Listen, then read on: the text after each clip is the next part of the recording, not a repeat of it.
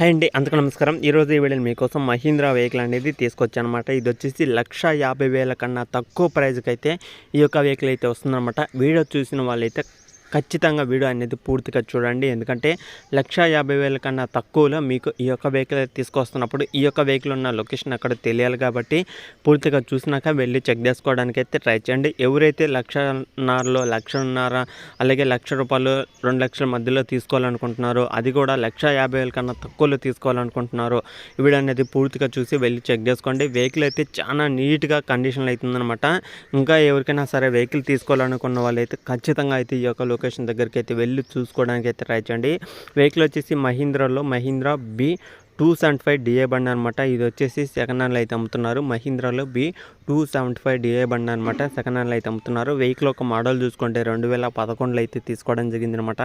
2011లో ఈ యొక్క వెహికల్ అయితే తీసుకోవడం జరిగింది. ఆల్మోస్ట్ మనకి 13 సంవత్సరాలు పైన అనమాట.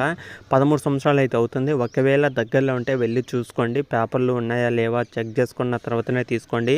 13 సంవత్సరాలు అయింది కాబట్టి ఇంకా పేపర్స్ అయితే ఉండొచ్చు. ఒకవేళ ఉన్నా సరే ఒకసారి అయితే చెక్ చేసుకోండి. పేపర్లు, engine, gear box, steering, tyres, battery మొత్తం చెక్ చేసుకున్నాక మీకు ఓకే అనిపిస్తేనే తీసుకోండి. ప్రైస్ వచ్చేసి మనకి ఓన్లీ 1,40,000 అయితే చెప్తున్నారనమాట. ఓన్లీ 1,40,000 మాత్రమే చెప్తున్నారు. 1,40,000 అనమాట. గుర్తుపెట్టుకోండి, 1,40,000 అయితే ఓనర్ అయితే చెప్తున్నారు. కానీ దీంట్లో మీరు ఖచ్చితంగా వెహికల్ చెక్ చేసుకుంటే మీకు ఓకే అనిపిస్తే ఇంకా మీరు ఓనర్తో మాట్లాడుకుంటే మీకంటూ కొంత అమౌంట్ అయితే తగ్గిద్ది అనమాట. 1,40,000 కన్నా తక్కువలో మీకైతే వెహికల్ అయితే ఖచ్చితంగా అయితే వస్తుంది కాబట్టి వెళ్ళి చూసుకోవడానికి అయితే ట్రై చేయండి. ఇలాంటి ఇంకా చాలా వెహికల్స్ అయితే ఉన్నాయన్నమాట మన ఛానల్లో వస్తూ ఉంటాయి. ప్రతి ఒక్క వీడియో అనేది మిస్ కాకుండా చూడడానికి అయితే ట్రై చేయండి. మరి ఈ యొక్క వెహికల్ ఉన్న లొకేషన్ ఎక్కడ అనుకుంటున్నారా? మన ఆంధ్రప్రదేశ్లోనే అన్నమయ్య డిస్టిక్లో అయితే ఉందన్నమాట. అన్నమయ్య డిస్టిక్ పీలేరు అనే మండలంలో అయితే ఉంది. పీలేరు మండలంలో అయితే ఉందన్నమాట. మరి ఈ పీలేరు మండలం ఎక్కడ ఉందంటే మనకి తిరుపతి పక్కన అయితే ఉంటుందన్నమాట. తిరుపతి పక్కన అయితే ఉంటుంది ఈ యొక్క లొకేషన్ అనేది. ఒకవేళ అన్నమయ్య డిస్టిక్ అంటే తిరుపతి అనమాట. ఇది గుర్తుపెట్టుకోండి. అంటే కొత్తగా ఏర్పడిన డిస్టిక్ కాబట్టి కొంతమందికి అయితే తెలియకపోవచ్చు. ఈ నెల్లూరు, ఇటు గుంటూరు, విజయవాడ సైడ్ ఉన్న వాళ్ళకి కొంతమంది తెలియకపోవచ్చు.